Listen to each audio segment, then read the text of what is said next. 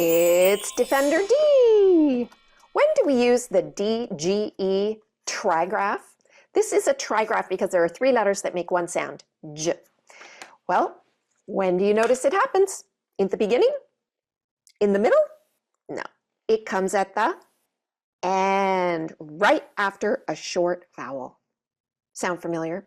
It's kind of like the CK or the TCH spelling pattern. So if the Defender D wasn't there, what would happen? The E would jump over and make the A say its name, and that would say beige. So the D is there to protect the short vowel again, so that the E doesn't hop over. And students really pick up on this very easily when you make a little card like that and they see that the Defender D stops the E from making the I say its name. So just like where every other spelling pattern, you're going to look at some cards and do a little card sort, put DGE words on one side and non-DGE words on the other and discuss why that's so. So why is the here, and first of all, get them to notice that it comes right after a short vowel. So you underline the vowels, that's very important. And they'll see that the DGE comes after the vowel. And here, why not? Oh, because the N is already protecting the I sound. And why not here? The N is already protecting the vowel. Why not here? Because we don't want it to say A. We do want it to say A, so that's okay, because the E makes the A say A, like in page, and so on. So that's one way. The other way is also really handy, is getting them to print and say the sounds at the same time. So, J, budge. So I have to say three sounds and print, or sorry, say one sound and print three letters all at the same time. It's kind of hard. J. So my hand makes three letters, my mouth makes one sound. Hedge. Oh, what happens here? So now I don't need that. I just say J.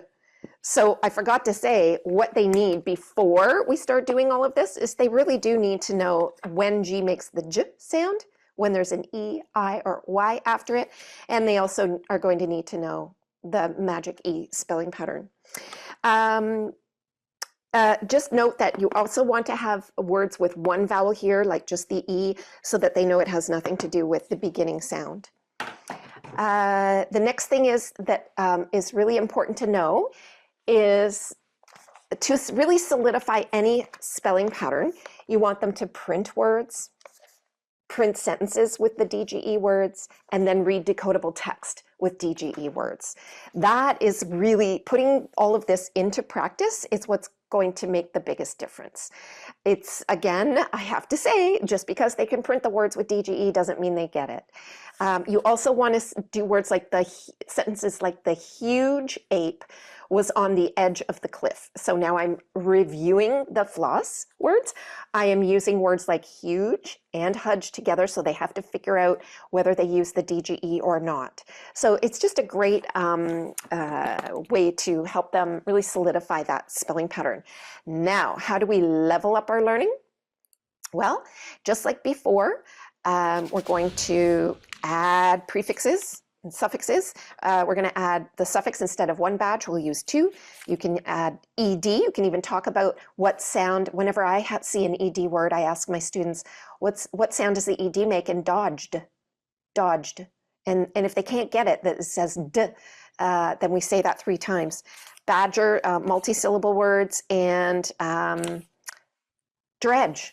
Use interesting vocabulary words so that, and talk about that, and that's a great way to level up the learning for all students. So that is how we do Defender D. Ta-da!